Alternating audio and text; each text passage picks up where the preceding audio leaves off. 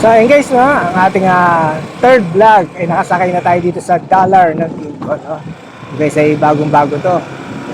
Medyo nalimutan ko na kailan to nilabas. Yun, nakita ko to sa makina moto. Guys, ha. Yan. Ngayon na ang aking vlog ay ito, nakikita nyo yung testing ko sa guys, no. At napaka-handy gamitin guys, no. 150cc to guys, no, itong Dollar ng Kimco. Yan. Ayan, natutupayin na tayo sa pwesto ng Archway or Benelli sa Molino. Nagtaado natin itutuloy yung ating vlog para ipakita ko sa inyo guys yung ano nito, mga medyo na modified na motor na to, no? Tsaka yung mga features niya, paano ay handy gamitin. Muna. Ayan, ganda ng kanyang signal guys, no? Kita nyo diba? Ang kanyang panel gauge, no? Double check sa likod. Ayan. Tayo sa lilim. Ayan.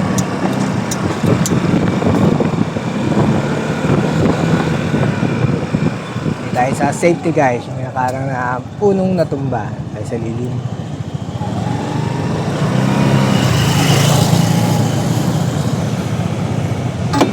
So ayun guys, no? Unang-una, pag biniba nyo ang side stand, ay hindi siya mamamatay ang makina. Pero meron siyang, siyempre, na kill switch. Diba? Ayan. Ayan, baba muna tayo guys. Ayan tayo. Ayun, goodbye. Tumaas naman yung kanyang kilay, no? Okay guys, no? Nasa harap na natin ng Dollar ng Kimco 150cc, no? At ito ay unahin ko, ito ay medyo may mga aftermarket na o modified, no? Nilagay na to. Ito. At ito. Yan, mga crash guard, no? Lalagyanan. Palagay ng basket. Pag lalagay. At itong pwedeng pang adventure din, guys, no? Swimming. Sa Laguna, sa beach, sa mga beach, sa Batangas, no? Ayan, ito. Nilagay din to, guys, no? Tsaka ito, no? Ayan. At kaya guys, yung kargada. 150cc yan, guys, no? Continuous ko ang aking vlog. So guys, unahin natin itong compartment, no? Para pakita, sabi ko nga sa inyo, pakita ko sa inyo gaano ka-handy mga features nitong gamitin, no? Hanggang fit na fit sa mga kahit adventure, di ba? O magbibits tayo. Ayan. Ayan guys, so pindutin nyo lang to at aangat to. Ayan. Yun nga lang guys, medyo sabi ni Sir Don, hindi na ayos tong ano, tawag dito, yung top box bracket, no? Pero madali gawa ng paraan yan guys. At least vlog lang natin to, no? Siguro nakabit lang dito ay naharangan tong ano compartment yun, guys, no? Pero alam mo guys, kasya ang helmet diyan guys, no? So ayan lang, napakaganda siyang lagyan ng top box bracket, no? Ayan. Siguro sa iba baka may mabili kayong putol talaga to. Ito naman simpleng bagay lang to, palagari nyo lang yan. Lagari talaga no? So ayan guys, no? At napakalaki. Ayan. Baba natin yung ano apartment. Ayan, baba natin. Ipupush lang yan guys. Ayan. Ayan. Ngayon lipat naman tayo para buksan tong sa upuan ng driver seat. Bukas ganyan ng driver seat. Yun. Nakikita nyo ba sa aking camera? Maliwanag naman to. Yung sign na upuan. Ganun nyo lang yun guys. Ganun kasimple lang yan. Yan. Magitik. Narinig nyo. At ayan. Buksan nyo na yan. O, diba?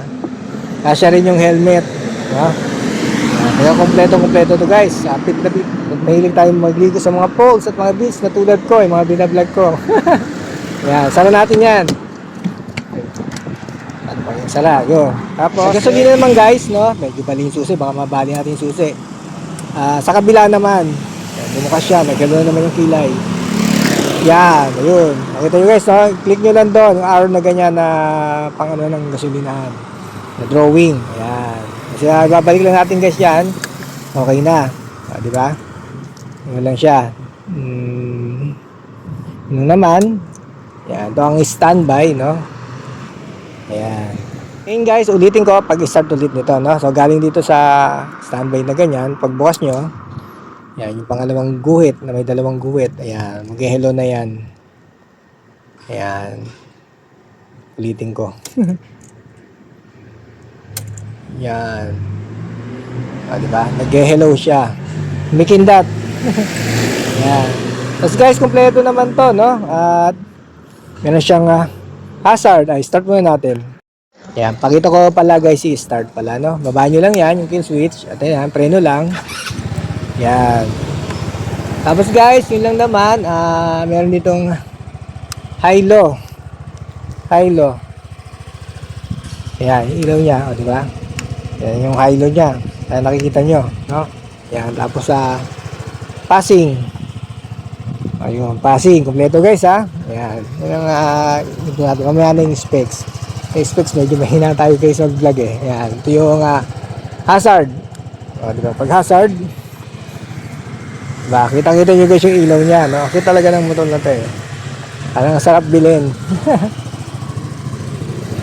Candy tone. Hindi ako nagkakamali sa kulay na yan guys. Yan ang hazard, no? C-type, wala tayong problema kahit di ko na-explain at kayang-kaya natin. At dito marami tayong ilalagay na bagahe. Na, diba? Tagang fit na fit talaga yung motor na to guys eh. Unang tingin ko pa lang eh. Maganda siya tignan, city driving at ang maganda ron talagang panganuhan, pangliguan sa mga beach, falls, kung ano pang mga ano man yung mga tulad ng niraride ko. Maganda siya guys gamitin, no? So ayan siya. Yan, nakikita nyo. So ngayon guys, ibabalik na natin to guys, no? To follow na lang yung specs nito. Napasa ito guys sa 150cc ha. At ABS na to ha. Nakita nyo sa video ka ABS. ABS. Sa likod drum brake ha. Drum brake yun. Kaya kompleto na kompleto ang kanyang safety features. Kaya kahit guys maliit pala yung gulong nito, hindi siya ganun ka uga, no? Pansin ko dyan. Tsaka sa tulad ng makina, no? Less vibration. Kaya maganda talagang hindi ma-stress ang ating katawan, no? Ayan guys, testing ko na at ibabalik ko doon yung aking ending vlog. Ayan guys, balikan natin sa Archway or Benelli yung motor na Dollar, no? Dollar ng Kymco. Ayan, nag-ano siya. Naka-hazard ba? Ayan, hazard off. Excuse me.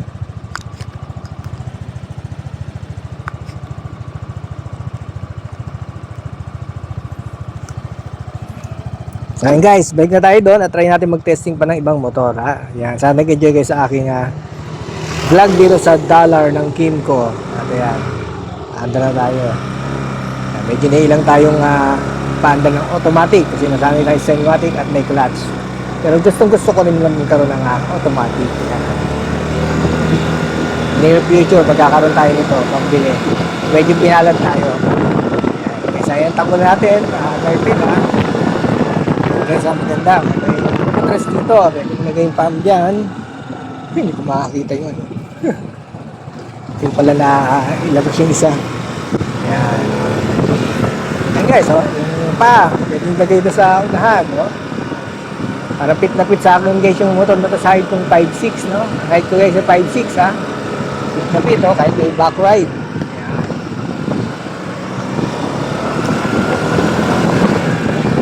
Baka smooth guys na ang makina ha. Smooth siya gamitin.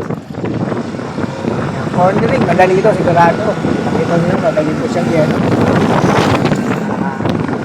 Handle na handle natin yung motor.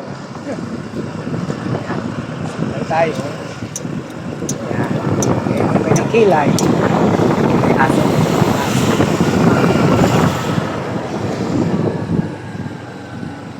Dito tayo guys sa Benelli, no? Pag-apadakit ko sa Molino, MB Villar Avenue. Ayan, makita nyo ito guys. Saglit, makita nyo ito sa kanto pagkaliwa nyo galing galing Daang Hari. Dali makita. Yan yung pwesto nila guys, nakita nyo sa video, no?